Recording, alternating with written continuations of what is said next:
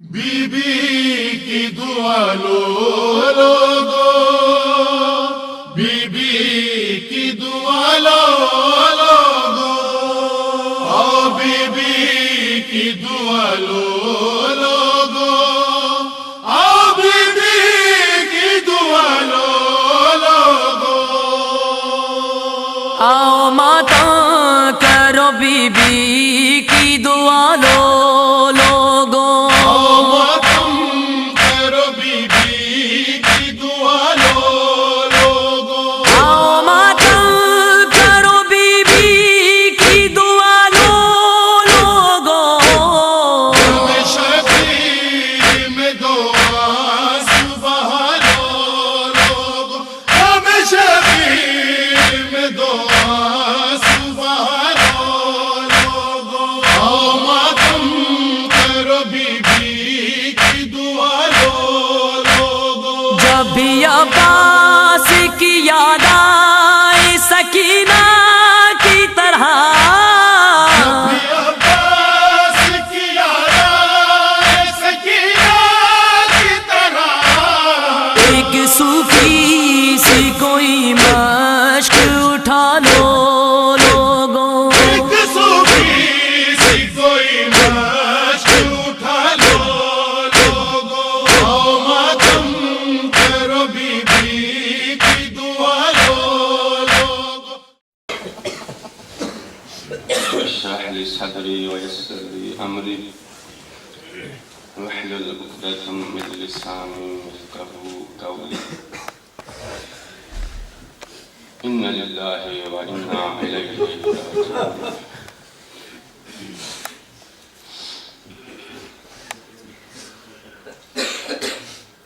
आज की रात और यही वक्त है, नबी ज़ादियाँ करबला के टीले पर तन्हा रह गई हैं।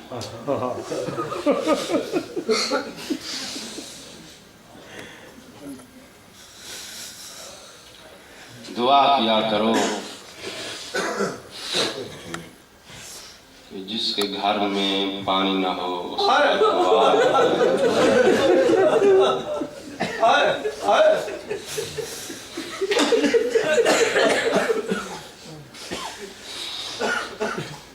जिस घर में पानी न हो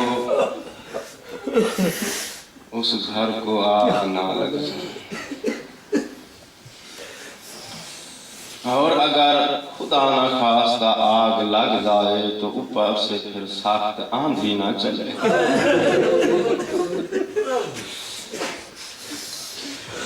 क्योंकि आग अंदर दाखिल नहीं होने देती और अंधेरी बाहर जाने नहीं देती, और अगर ये दोनों मुसीबतें जमा हो जाएं तो फिर खुदा न करे कि ऊपर से फिर जमीन को झटके लगे और ज़लज़ला आ जाए। मैदान करबला में ये तीनों मुसीबतें एक ही वक्त में जमा हो गई हैं नबी ज़ादियों पर।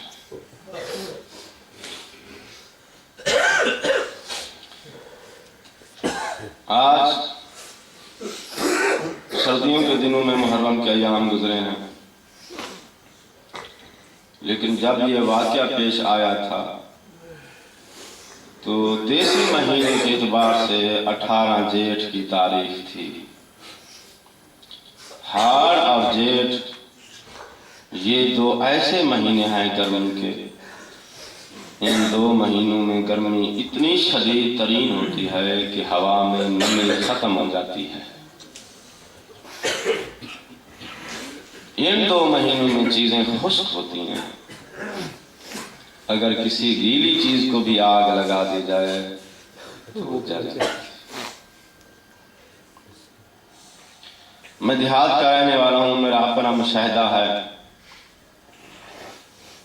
गंदम की कटाई भी इन्हीं अयाम में होती है ना, जेठ और हाड़ के दिन। किसान ने फसल उठाने के बाद अपनी जमीन दुरुस्त की है, खसो खाशाक जलाने के लिए उसने आग लगाई। आग वहां लगी है मगर बहुत ऊंची शाखें थी दरख्त की, दरख्त इतनी दूर उसकी शाखें जल गई।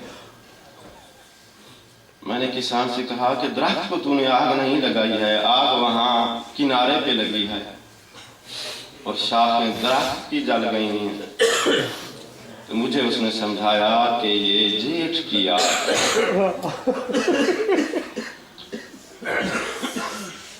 हाड़ और जेठ इन 2 महीनों में जब आग लग जाए, इसकी पहली खासियत यह है कि जब तक चीज खत्म न हो जाए बुझती नहीं है,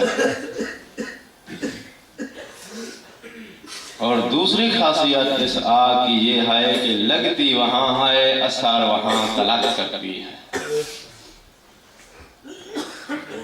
करबला के मैदान में इस्लाम के 2 बहुत बड़े नुकसान हुए हैं।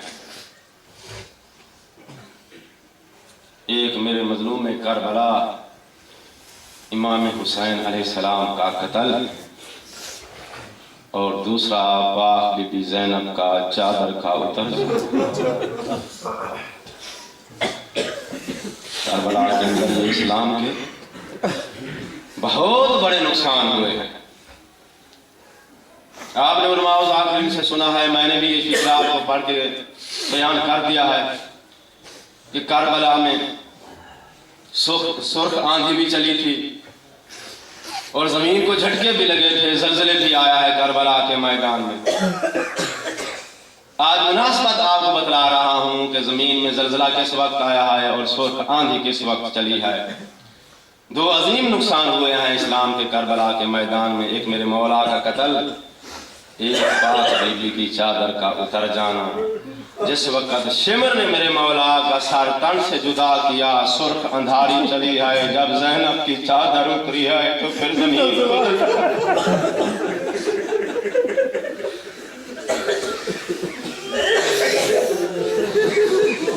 तीसरा जुल्म जो बाकी रह गया था वो खयाम, चादर के जो खयाम थे, कमीनों ने आग लगा कर तीसरी कसर भी पूरी कर दी थी। मैं कुर्बान जाऊं, कुबरा बिन्तुल हुसैन ये शहजादी रिवायत करती है कि जिस वक्त ये लोग मेरे बाबे की लाशे को पामाल कर रहे थे,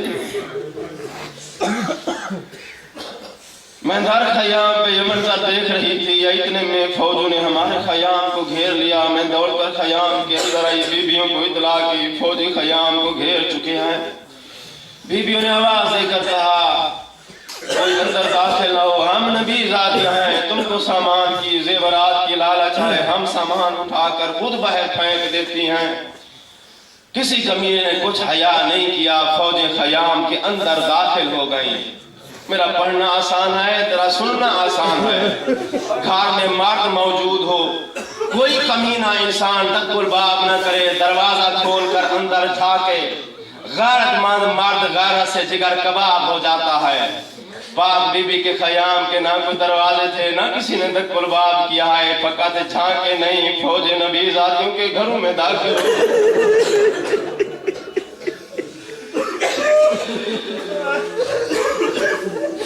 गैरत की मारे शैतानियां कभी इस तरफ दौड़ती हैं, कभी इस तरफ दौड़ती हैं। भगदड़ का माहौल मच गया है खयाम के अंदर। इस कमीने ने आवाज देकर कहा खयाम के अंदर जो भी सामान है सब लूट लो, शैतानियों के जेवरात लूट लो। जब लूटने का हुक्म मिला है, शैतानियों ने अपने अपने जेवरात खुद उतार कर अपने गले से, हाथों से जेवरात उतार कर फेंक दिए। रिवायत के अल्फाज हैं, इन शैतानियों में एक कम सिन बच्ची है जिसकी उम्र 4 साल है। ना इसको गोश वाले पहनने का तरीका आता, ना इसको उतारने का तरीका। इस बच्ची ने आवाजें बहुत दी है, मगर इस कयामत के खूनी मंजर में किसी ने इस बच्ची की आवाज नहीं सुनी। एक कमीने की नजर पड़ी है सकीना के गोशवारों पर, इस कमीने ने दौड़कर बच्ची के गोशवारों में हाथ डाला।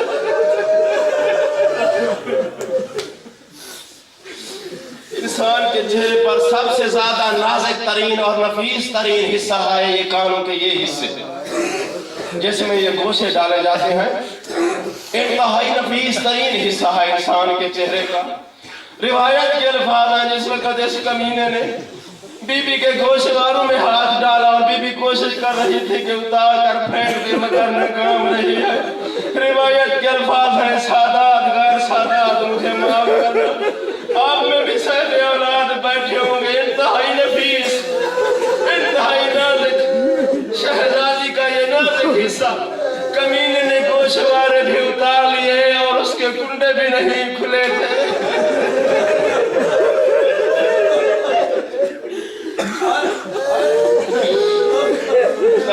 जो रिवायत पढ़ते हैं कि शाम तलक कानों से खून जारी रहा, गलत नहीं पढ़ते हैं।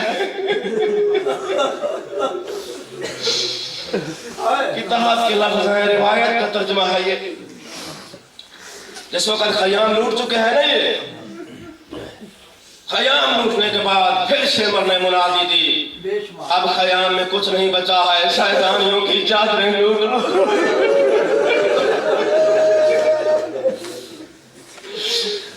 फौजें जमा होकर शैतानियों की चादरें लूटने के लिए शैतानों की तरफ फौजियों ने हाथ बढ़ाए। जब चादरों में हाथ डाले, अल्लामा हबीब काशानी तज़किरातुल हुसैन में लिखता है, जिस वक्त फौजियों ने हाथ बढ़ाए, शहजादियों की चादरों में हाथ डाले, फौजियों के हाथ वहीं पे खुश्क हो गए। फौजियों ने आवाज देकर कहा, शेमर ये मुमकिन नहीं है, नबी ज़ादियों की चादरें हम उतारे। शेमर ने उस वक्त आवाज देकर कहा, हाथ मत लगाओ, नेज़ों से चादरें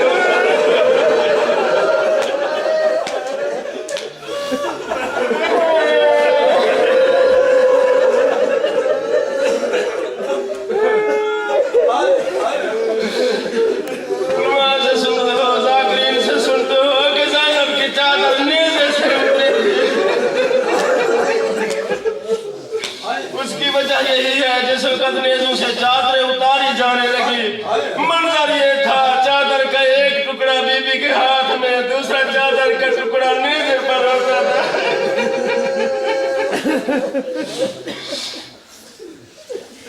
चादरें जब लूट चुके हैं, शेमर ने तीसरी मनादी दी है, अब खयाम में कुछ नहीं बचा है, चादर के खयाम को आग लगा दो।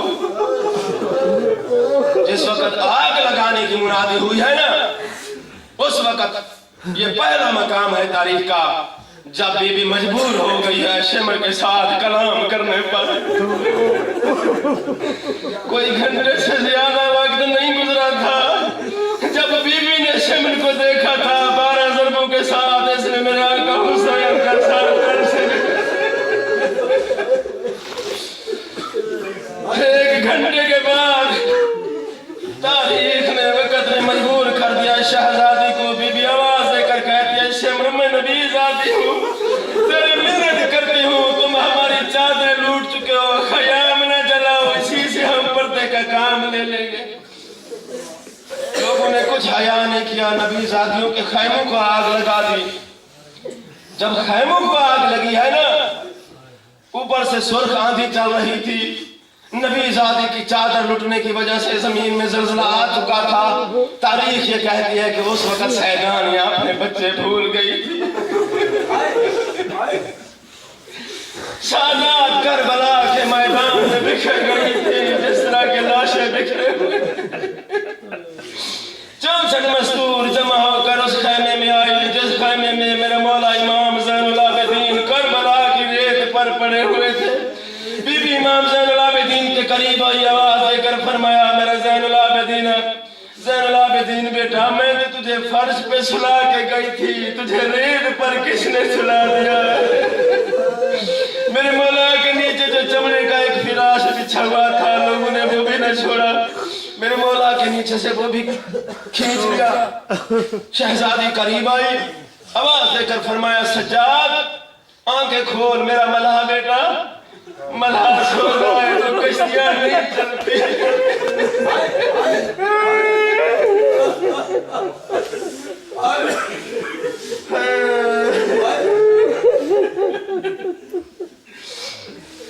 मेरे आका सज्जाद आलम गश में बीबी ने इमाम सज्जाद अलैहिस्सलाम को तसल्ली दी।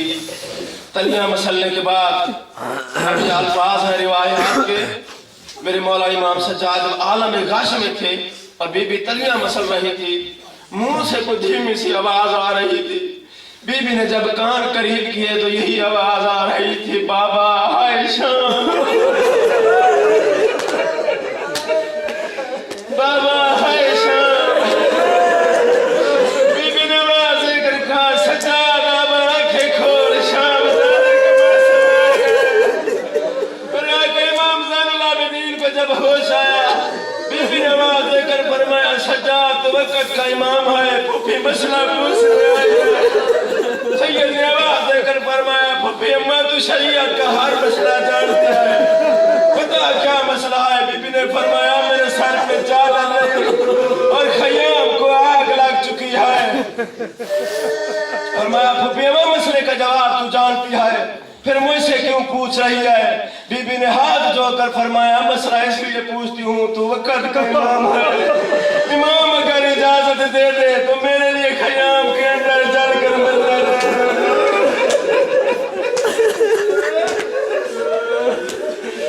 अभी सूरज गरीब नहीं हुआ, मेरे सर पे चादर नहीं है। मेरा आका इमाम ज़ैनुल आबिदीन ने फूफी को बुलाया, सामने बिठाकर करबला की रेत उठाई। ज़ैनब कुलसूम के सामने करबला की रेत डाली, आवाज देकर फरमाया, अलैकुम बिस्सहरा, फूफी अम्मा सैलानियों को लेकर सहरा में मुसलमानों से दूर चली जाओ। अलामा मजलसी लिखती है कि जिस वक्त बीबी निकली है खयाम से, मंजर क्या था? खरजना हवा से रा मुसल्लबातन बाकियातन हादियात। सैलानियां जिस वक्त निकली है तो हसरत ज़दा थी, चादरें लुट चुकी थी, पाँव में नादाएं नहीं थी।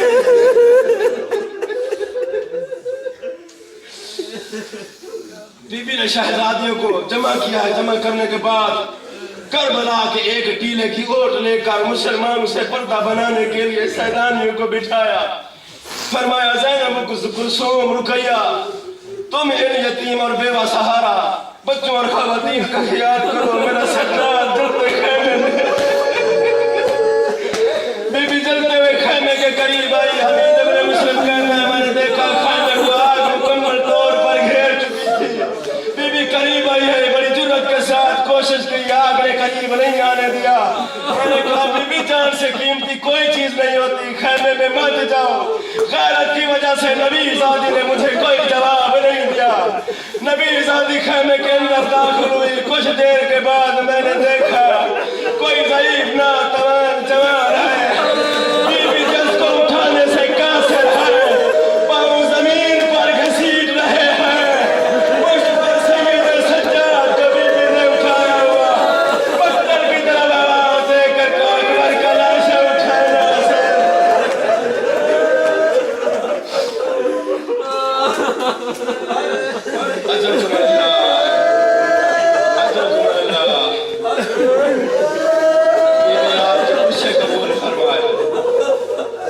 सादात के पुरसे की आखिरी मजलिस आए। जिस तरह मेरा आका हुसैन मुसाफिर है, मेरे आका हुसैन के ये मुहर्रम के दिन भी मेहमान है।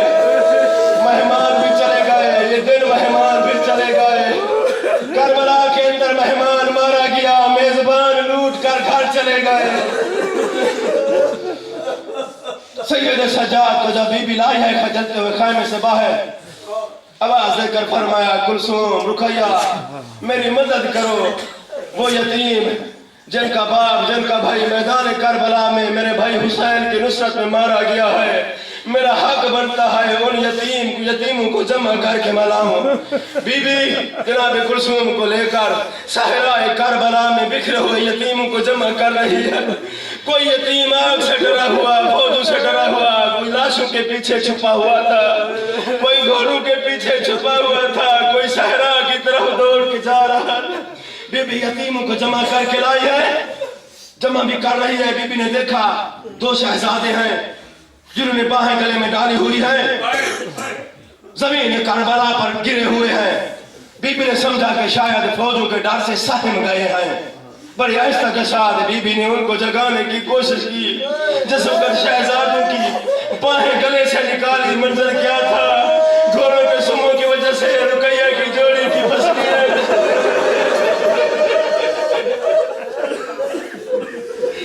बीबी रुकैया की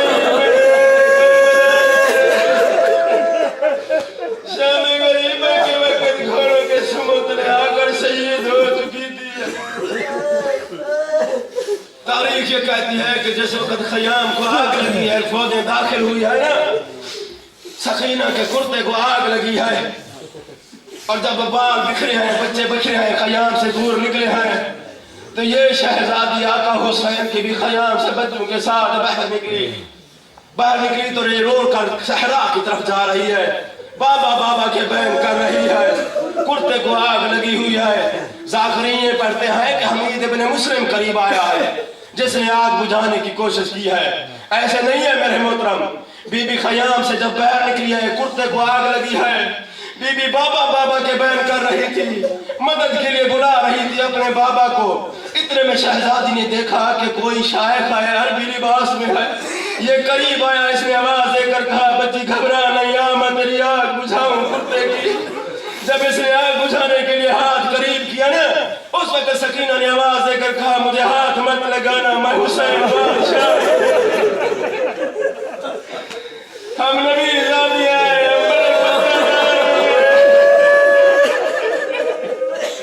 मुझे हाथ मत लगाओ। अगर मेरे साथ कोई नेकी करना चाहता है, मुझे नजफ की राह बदला। मेरी खुफिया कहती है कि यहाँ से नजफ करीब आए, मैं अपने दादी अली की पनाह लेना चाहती हूँ। इस शेख ने अपनी नकाब उल्टी आवाज देकर फरमाया, नजफ की राह दूर है, कुर्ता जल जाएगा, मुझे पहचान तेरा दादा अली।